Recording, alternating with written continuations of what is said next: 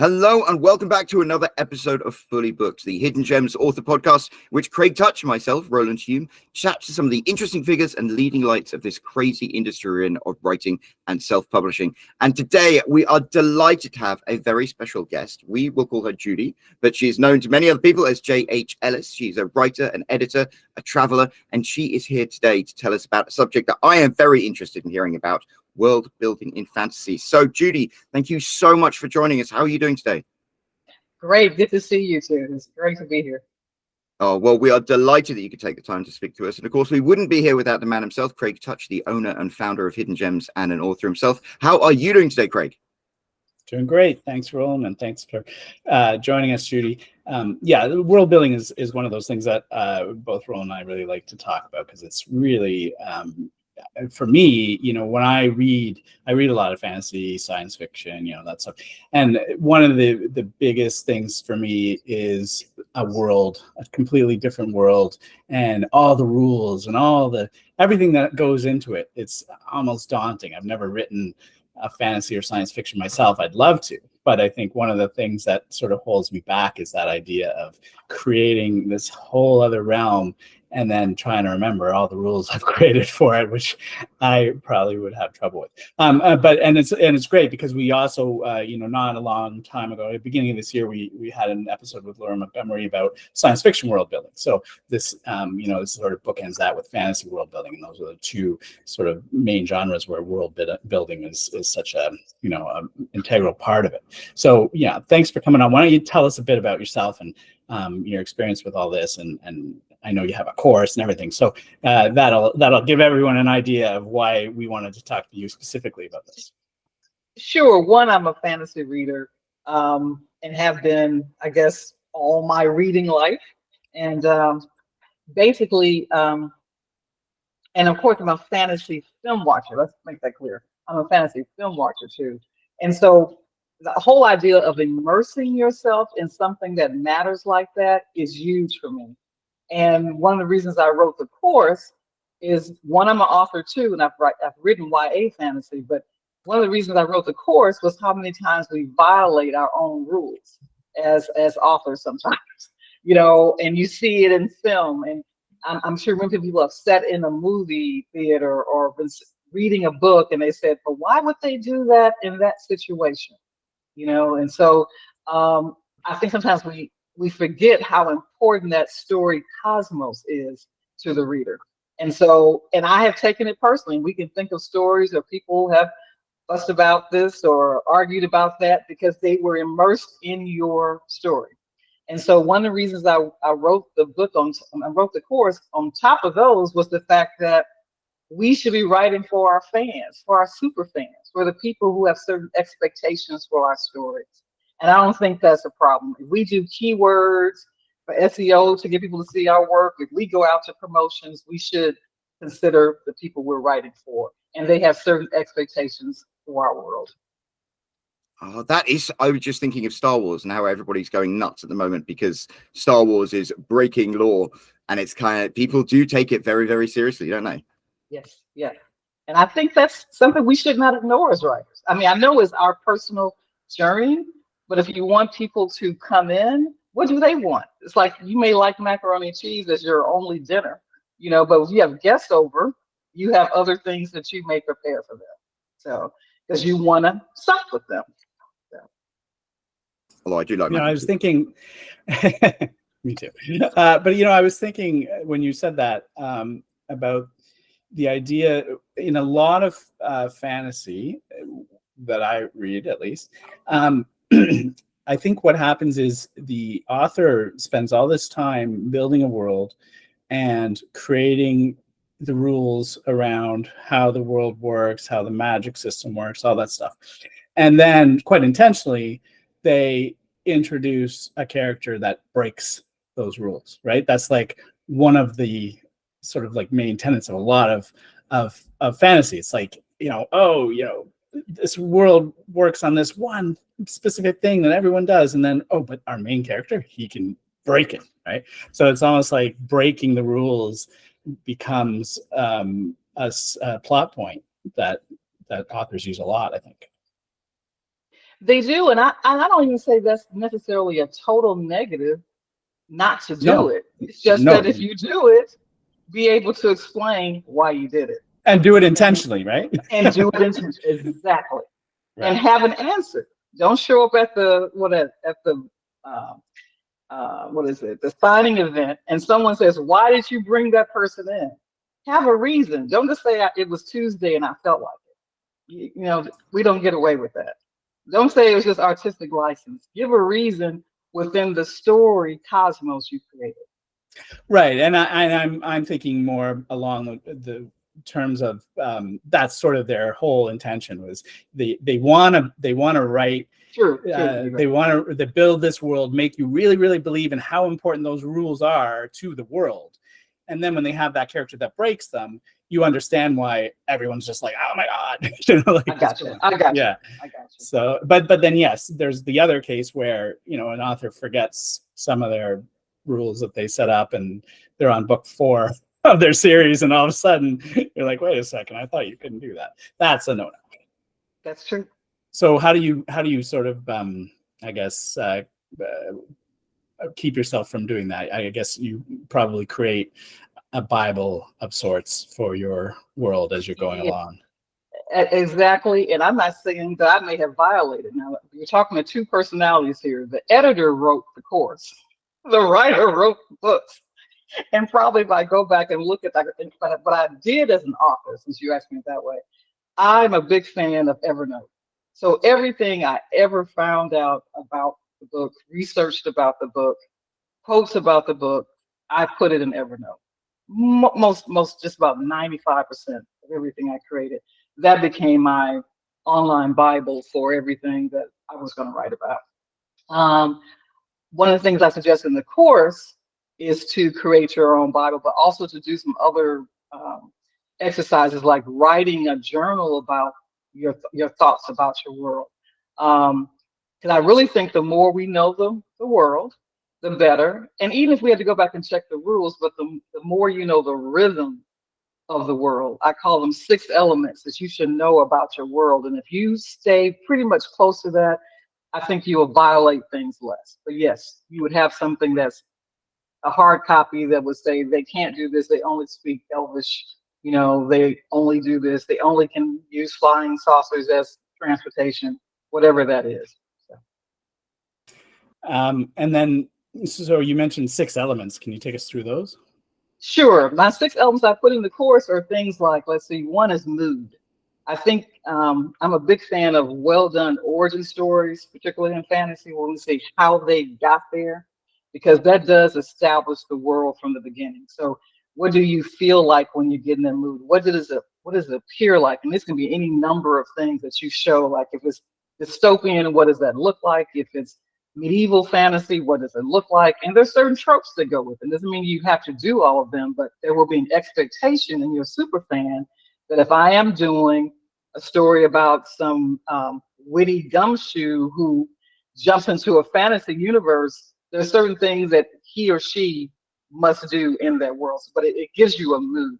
The second one I have is power. Who are the authorities that are in there? Who wields the reins, political reins, or whatever that is?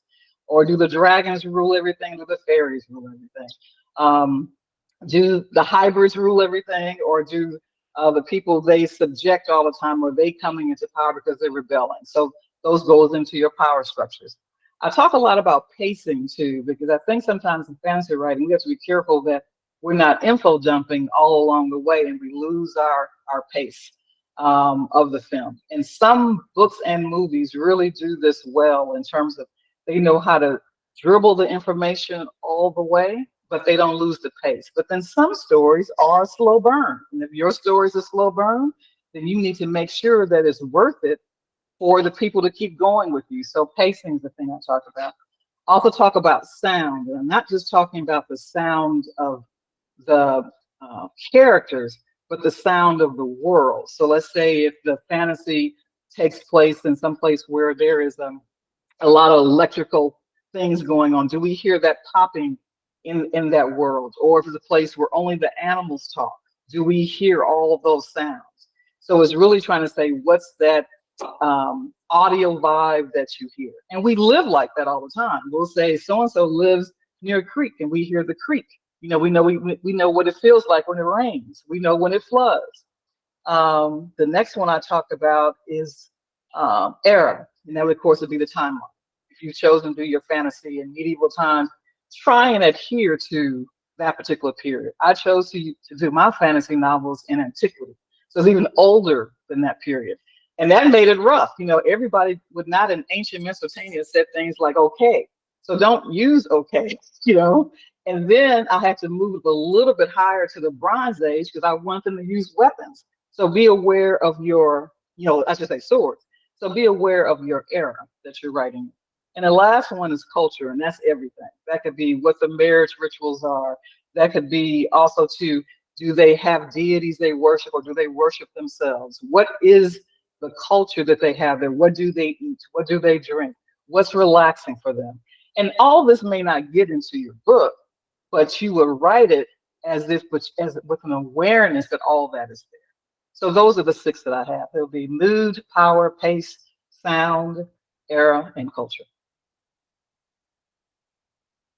That's great. Yeah, I agree. Like the idea of not necessarily having to write those things explicitly in your book, but knowing them is going to affect your writing. So you have to sort of come up with all that ahead of time so that when you're building the world, that's firmly in your mind. If you add something in later, you know, then it's a lot of work to go back and sort of, you know, put that in.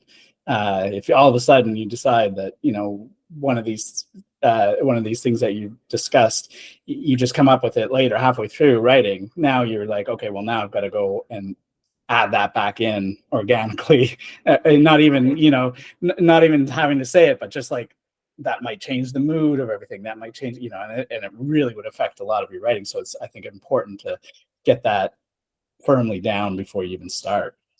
Mm-hmm.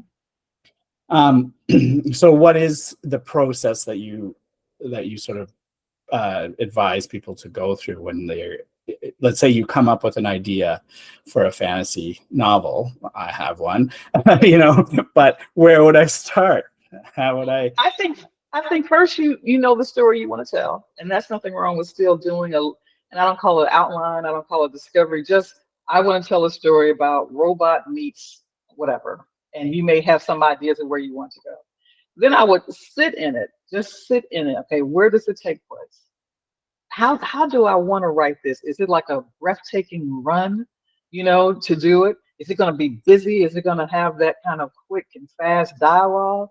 Or is it going to be more, like I said, a slow burn, where it's going to be something where I want to build the origin story of how the robot and the person made a friendship or whatever it is. But then that's when you kind of say, how do I see it? How do I imagine it? I think a lot of times we do know intuitively what we want to say, but I think we don't take the time to kind of do it sometimes, to go step by step. But that's where I would say to start. And then I would, because basically what I'm saying in the course is that world building is not just setting, it's your writer's practice. So what is your writer's practice for this story, or your writer's practice in general? I'm going to tell a story that I believe fans of X want to hear. So I would sit with that story about the robot and the person, for example. I would figure out what do I want to say about it and how I want it to be birthed, if you will, based on those 6 elements. You know, there are elements in the world we live in, you know, like fire and water. They're a part of it. There are elements in world building, but fire and water helps to frame what we can and cannot do, you know, as humans. And so the same is true for the 6 elements. And true, there could be more. Those are the 6 I chose for my course. But I think if you at least give that framework to yourself, then the story may meander at times. You may start writing and you feel like it's going X, but you have some control. You're still managing it because you've created this framework for the story.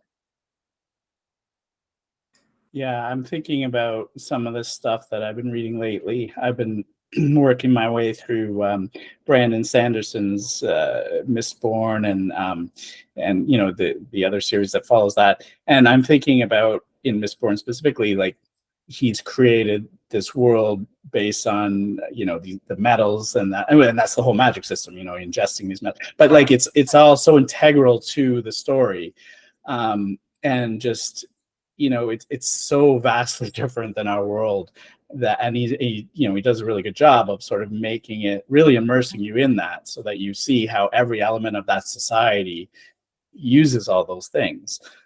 So yeah, I can imagine that the planning that went into writing, you know, that book or books like that, it must have been, I'm sure you must have spent a lot of time just planning out how all that stuff works before even starting on the first page. Is that, you know, something that you would suggest doing? I imagine. Well, I think that's good. I think there's a video that he put out a number of years ago talking about his planning that was very intense and powerful, just powerful. But for those of us who are mere mortals compared to the greatness that is Brandon Sanderson, I think if we sit with our stories and we consciously think about why we want to tell it and who are we telling the stories to, and then what we like and what we think fans of that kind of storytelling want, I think we can come up with world building. And I think when you're doing like a series, I think it gets better as you go on, you know, because you may have the first book, at least that was my experience, and then the more you spent time in that world, the better you got. But yeah, I do, this is the part, and I'm a discovery writer by nature, but when it comes to world building, I do think you need some level of planning, because I'm not looking at world building. It's just my fantasy setting for the fairies and the dragons, or you know, a magic system. I'm not just looking at it for that. I'm really trying to say, this is how this story cosmos holds together. And that takes a little bit more work. What are your, I guess, go-tos when you think about, you know, world building and fantasy that was done really, really well? I mean, I probably shouldn't ask you about which ones you think weren't done well. You might not want to point any fingers. Oh, unless you want to get into it. Yeah, we can. Well, in the course, I kind of stray from that because there's so many good ones, and I'm not one of those editors going to spend time doing that. I will say I have awful lot of respect for Brandon Sanderson. I have a lot of respect for even non-fantasy writers who do a great job of creating the world. Filmmakers who take time with their origin story, but they don't hold you down in it. They tell enough to keep you motivated. And by the time you get to that second act, that third act, you say, okay, that's why we began this way. So that's why I kind of stay away from that, because everybody has a super fan. We are here to serve the super fans of our stories. And there are certain people who like certain works, and I have full respect for that. Yeah, and not everything, you know, will resonate with every reader, and that's, you know, that's something that we always talk about, and especially in terms of, you know, when people get a bad review or something, and you're like, you know, if it's one bad review, if it's a few bad reviews out of a ton of good ones, that's no big deal, because you're never going to be able to write something that that everyone loves universally. Even with Sanderson, like I like, in overall, I really like it. There are aspects of the stories where I'm kind of like, I'm not as into this storyline or this plot or this character, you know, arc or whatever. And then when he switches to that, I'm kind of like, this is a good time to put the book down, you know, because, you know, yeah, because in general, like his books are, you know, when I read them, I generally read before bed, and then I'm in bed and I'm tired, but then I get to the end of the chapter and I gotta read more. You know, sometimes it's good when he has one of those ones that I'm like, oh, I'm okay leaving this now. I can finally go to sleep. But that's okay, right? Because not everything is always gonna resonate with everyone the same way. And That's right. So yeah, but I think it's okay to talk about your favorites. Maybe not as okay, but to talk about the ones you hate, but that's okay. So, you know, when you work with authors, you know, what are some of the struggles that are common when, you know, doing fantasy world building, so that maybe other people listening will be like, oh, I have that issue too, and maybe it's not so uncommon. Maybe that's what makes some people put it down. They're like, oh, I can't get past this part. Is there something that a lot of authors tend to get hung up on? Yeah, but I'll have to answer the question from fiction that's non-fantasy and also nonfiction. The fantasy course came out of my desire as an editor, yes, but as a fantasy writer, what I saw. But I think some things are the same. So let me explain. In fiction, I remember reading this one lady who her world build. She was talking about the single life, but her world building was so rich. I mean, she had details about how you meet, what your thoughts are about being single. I mean, her writing just flowed. It was just clear. And the only struggle I saw there was to make sure she was going toward a direction, that she was trying to get to a goal, that there was an outcome. I talk about that in the course too. It's kind of like, where are you headed? What outcomes? And most writers, I think we need to remember that. So let's say if you kill off a character, what's the outcome? What's the outcome to that world? What's the outcome that you think about with your story, with your super fans? And so in her case, I think some of that was outcome. The other thing I've seen that the struggle is that it's the info dump. I've struggled with it. I've edited things that had info dumps. I don't care whether it was fiction or nonfiction, where we think we have to tell the reader everything at that time, and we really don't. We want to do enough to guide them, but we want to leave enough room for their imagination, where they can kind of be carried along. It's almost like you want to set the table, but we're not going to, I keep going to food, I'm a foodie, but you want to set the table, but you don't force them to eat everything on the table. And you kind of want to do it in this elegant way. And I think that's one of the hardest things, particularly with fantasy writers, traditional fantasy writers, is to tell you so much details. And I could name one that's on top of my tongue, but I won't. But it's so much that you do skip pages.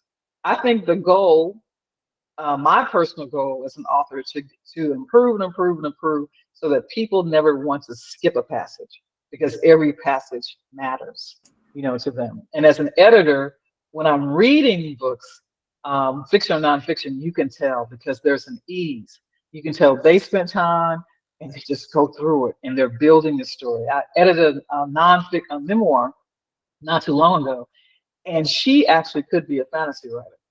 Her memoir was so rich with not only setting, but the pace of talking about the trauma she encountered, the culture in which she came out of, the family dynamics, where she went, and all this. And the book is not very long, and she accomplishes, I think, all 6 elements in her memoir.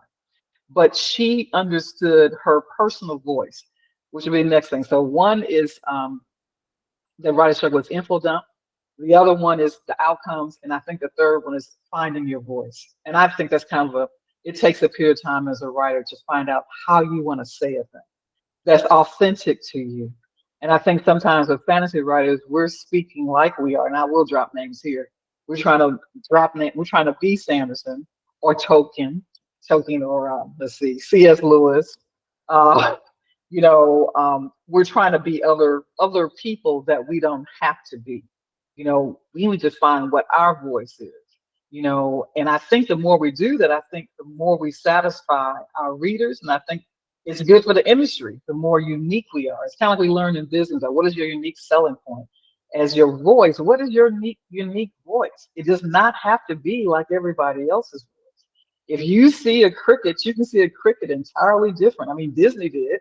Disney came up with a talking one. So why can't we look at everyday life and find out how we can tell that better? So I see that. And I think the last thing is that I was at a fiction teacher summit a couple of weekends ago that's hosted by David Daniel Wallace. I hope I wouldn't say your name wrong, Daniel. Or was it Daniel David Wallace? I always get confused. But it's a great summit. And in the summit, one of the writers asked me about world building. I'm one of the editors, and she made this powerful statement. It's not just true with fantasy writers about world building. She said, I think sometimes they do too much. She said, but romance writers often do too little. And I said, that's true. Sometimes romance writers is only, couple meet, couple break up. No, yeah, couple meet, couple like each other, couple break up, couple get back together again. But and I think she made the point, they may say they work as some kind of occupation, but we know nothing about the occupation. We just know that's what they do. But we're all on that one little thing. And I said, that's true. When a better story, that's why I think I like romance and adventures, fantasy adventures, because then you're learning about the world in which the love takes place. So again, for voice, I think sometimes the writer doesn't take enough time with himself or herself to actually figure out, what do I want to say and how can I milk that moment for all it's worth? Love will make a big difference if there's a setting, a culture, a purpose. Like, they can only talk love in a certain kind of way because of their world. They can only meet in a certain spot because of their world. They can only escape the dragon and fall in love because of their world, whatever that is. So again, I think it's outcomes that writers should have. Like, really know what your story goals are, not doing info dumps, and then also finding your voice and letting be free enough to speak to the things in your world. Those are the three things I think are really key that I've seen often with writers. Right.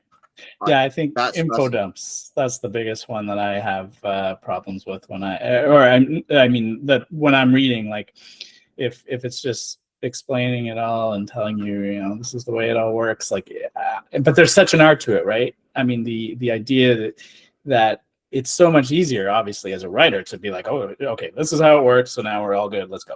But like, to be able to, just weave that in while still telling your story and making it understood, even though you haven't really given all those rules, right? And it's sometimes frustrating, but in a maybe a good way to the reader when things are teased but not quite explained, right? Because you just want to find out, but yeah, you could maybe wait a little too long sometimes. Like, I found, again, with the Sanderson books, I'm reading it, and they, at one point, they talk about one of the characters having this magical thing, but they never, and it's like something that I don't want to give spoilers, but so that it's something that not a lot of people have, right? But he never really explains how she got it, and like, I think until like the third book, and I'm kind of like, just get to the point already, right? But in general, like, I think that is really an art to be able to weave those details in a way that the person comes to understand how the world works without you really giving that exposition and info dump. And I think that is probably the most challenging thing. I think that's the thing that I would have the most trouble with. May I add one more? Sure. And it kind of fits with the info dumps, and that is information. The way we write a scene is another thing that you see often, that you think you've got to add a lot of clauses and other things that don't have, they slow the pace down of the story. And we employ too many of the same tropes. Again, that goes back to writer's voice, where you can say it differently and you can say it uniquely to you. But I do think there's a lot of dumping in fantasy in terms of it's the same block of type, whether the person wakes up. I think when I wrote my first book, I had somebody waking up from a dream. And I really like, oh, everybody does that. Oh, let's change that, So things like that we don't have to repeat, because I think fantasy is fluid. That's why it's fantasy. So we don't have to. I mean, some tropes I think are good because people will know that as your genre. There are certain expectations for certain things. But what makes it really cool if it just takes me totally somewhere else I didn't expect. I just want to add that little piece to that we kind of do some better with our story blocks. How we do it. I think that's very, and it depends on what the reader wants. I was thinking of Game of Thrones, and you know, it starts off and you get introduced to all these fascinating characters, and of course he's a wonderful author, but it's like you have to understand that Jaime Lannister had killed the king, and then you have to understand the context of that and understand the context of this, and there's like a lot of information that has to be given to you to understand what's going on in a very short space of time. And I think George R.R. Martin does a great job with that, but it's quite a barrier of entry to the casual reader. Agreed. Are there any sort of key elements that are common to fantasy worlds that they all need, or is it pretty much just do whatever you want? Like, I know with sci-fi, there's maybe a bit more structure. You know, there's hard sci-fi and, you know, and soft sci-fi, but there is a bit of like, you know, let's keep it within the realm of the, at least scientifically plausible, you know. So there are some rules, right? But with fantasy, it's kind of like, yeah, do whatever you want. Or is there some sort of rules? Everybody might not agree with me. I think it's fluid. I think there are certain, I call them tropes that you may have, you know, whether, like I said, whether they're dragon entities, whether there's a certain magical system that looks a kind of way. I think for a while there has been this thing that fantasy takes place just in a certain period of time, where I think you can plop fantasy in a lot of places. I love seeing things that try and deal with urban fantasy as opposed to just medieval fantasy. I like the world building that mixes worlds. Like, and I will say this, okay, Craig, you got me on one. I like what Shadow and Bone did to kind of give you an image of something else, but it reminded me of, I guess, something's, you know, back in history, Soviet or something like that, but it wasn't that per se, at least on the film.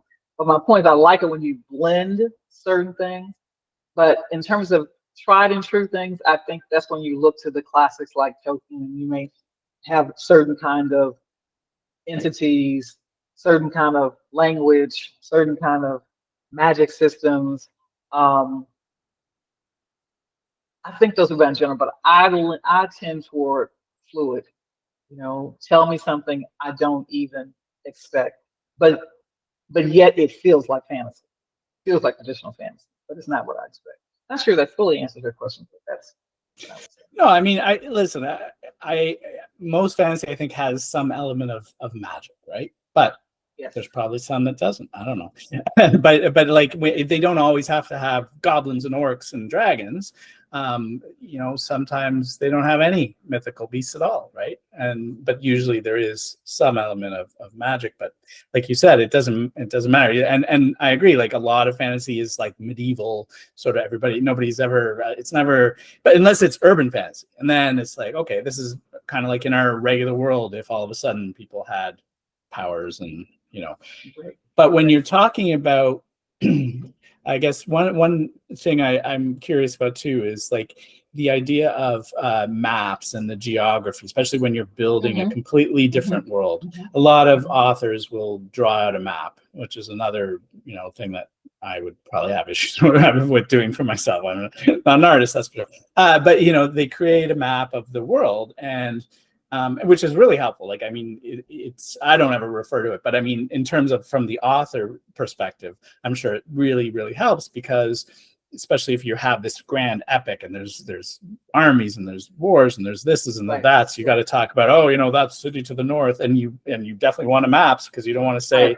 it's to the north and then later it's to the east or whatever, right? So, but I wonder about, you know, how important those maps are to what do you think about them? And also, one question I always have in my head about those maps is they always really seem pretty small, yet they always talk about this is like their whole world. And I'm like, how is that like the whole world? Like, it's usually like maybe there's a couple continents, but it never really seems like a whole world to me. But that's something I always get hung up on. I'm sort of like, you know, OCD. I didn't do one, but I think that's a great question, because I probably, when I redo the books, I probably will include a map. That was one of the criticisms I received. I had a map myself to try and keep myself oriented. Because you're right, sometimes they're too small, and I'm not a big fan of flipping back and forth. I just kind of want to go into the story, and then if I really am lost, then go to the map. But I do think maps are important first for the author to kind of know what they're talking about and to orientate themselves. But it does help the fans. So for that, I think I want to be gracious to satisfy that. And to your point, though, going back to magic systems, I want to make sure I'm not saying that you shouldn't. I think that is one of the things you need to have, is that it's not always looking like a Merlin that's showing up in the story, but there's some form of supernaturalism that needs to happen, something paranormal that needs to happen in that story to make it fantasy to me. That's one of the things that, so it's not so fluid. You don't have that. So I want to make sure I clear. But you're right. You don't have to have an orc. You don't have to have a dragon. But you may have an urban wizard who may appear like Merlin, but he shows up with a suitcase and not a wand. You know, it could be any number of things. But it does need to be out of the realm of the real. It's something that we all kind of look out the corner of our eye and say, "Is that happening to me?" You know, could I wake up from my dream and it's not a dream? That part I think should always be in fantasy stories. Right. Yeah, I think these days in a lot of the fantasy you read, it's not the one Merlin character. It's everybody sort of has some powers, or there's at least a subset of people that have powers, and then there's the person that has the ultimate powers, or the mix of powers. Yeah, right. But yeah, I get it, especially when you think in terms like with the geography issue. I think of in terms of a lot of that fantasy where they do need a map tends to be in a different world, so you need the map. Like urban fantasy often is, let's say, our world, so you don't necessarily need a map, right? But when you're talking about the geography of a fantasy novel that doesn't have instantaneous travel in some form, doesn't have to be teleportation or jets, but like if they're all walking or riding horses, what's happening in Australia, like we don't know. It's like they don't know either. And that for some reason bugs me, because I'm always like, the Dark Lord is taking over and it's affecting all these people in this small little area. But what about the people on the other side of the world? What do they do? They're not fighting against the Dark Lord. That's good. But anyway, that's my own personal pet peeve. No, it's true. I was going to say, Go ahead. I'm sorry. Go ahead. Growing up, I had a book. It was a companion book to Lord of the Rings, and it had all these maps. And it said these maps are made in using the locations and descriptions that Tolkien had put in. But one of them was, according to Tolkien's things, when Bilbo ran from the village back to his house, it was a mile, and he did it in 4 minutes. And it's like he is clearly the fastest runner ever. And so maps are important because they have authors as well. Mm-hmm. And definitely, I mean, like I said, we should be gracious. I wasn't there first, and I have to fix that. But even as an editor, that becomes important, because you're trying to edit those scenes in those places. And if you can't navigate through them, how do you expect the reader, the super fan, to really get there? I think it's also a benefit for those who want to be part of that world, who want to go to the events and be the orc or to be the so-and-so. And so the maps can tell you what you should have in your world building about topography and why they live a certain kind of way, because they live in the mountains and all that kind of stuff. So that helps them too, as fans, to kind of know where they fit in with the story. Yeah, and I think a lot of fantasy too, it tends to be a lot longer than other genres in terms of word count and page count. I don't have any hard facts to back that up, but it's from all the books I've read, it seems like hundreds and hundreds of pages is norm, and I guess, and often it's a series. Like there's obviously standalone fantasy out there, but it's also, I think, more likely that fantasy is a series, right? And I guess that's because of the investment and time that goes into building out this world and this magic system. You don't want to sort of like just one-off it as an author, but probably not as a reader either, right? You've invested all this time into learning how this whole world works, and then book's over, we'll never talk about it again, right? You probably want the payoff of living in that in that world for an extended period of time. So is that kind of your feeling about why it's more acceptable in this genre to have these big long stories? Yeah, I think that's a tradition that's in fantasy use. I think they're like over 100,000 words or more. They go upwards and upwards. Um, I didn't write 100,000 words for mine. Mine roughly ran 60, 70,000 words for each one. But that may have been me as an amateur, just starting out. But the books I've enjoyed, they were up there, and you want to stay there. I remember, that's I feel safe saying that one for token. I remember a girlfriend of mine reading when Fellowship of the Ring first came out. She went and got the books. If you remember, Barnes & Noble had this great big thing. They showed them for everybody who hadn't been hit before. They had a chance to see them. Well, she was reading. She stayed in the world so long. She was in her car, and she was reading them. Get to a stop sign and go through another page. That's how serious she was into it. But my point is that once that story was over, you felt like you had left somewhere, and that's because it was so long. It was enough for you to stay in it. And I think if your super fan is the one like person I'm talking about, and she wanted it all, you should write for that. But there's some people who've achieved great fantasy novels and they're not that long, but they're immersive, but they may not be for that particular kind of reader. Yeah, like I'm looking at word counts here, and so for Sanderson's final book in his Stormlight series, it's 455,000 words, which is it's massive, right? And that's not that uncommon. I guess that does seem excessive, but I think most fantasy novels are 100,000 or 200,000 words, and just people are more accepting of it. But that's good. I mean, obviously it has to be a good 100. You don't want to just have it long for the sake of being long, but we don't want 100,000 words of info dump. But yeah, I think in general it's just more accepted, and that's good if people can just if they get pulled in and I love a long book. If I like the book, I want it to be long. I don't want it to end. So I kind of get it. I do too. Because I have read tons of long books in my life. I've yet to write a long book, but I've read tons of long books. And I think what you're also saying is that if the journey is meaningful, and if it's 450,000 words, I'm there with you. If it takes me a period of time to get through it, I'll never forget it. But if the journey is meaningful at 70,000 words, and I got through it in a couple days, but it was meaningful, I'll still talk about that too. Right. The goal is to reach, and that really is the purpose of my course. You create your story cosmos for the super fan, for the one person who wants to hear what you have to say, and build accordingly, whatever they need to have. We are coming up to the top of the hour, but what a wonderful finale to it, because it all seemed everything we've been talking about sort of came to a head with that exact statement. Write it for your super fan. Right.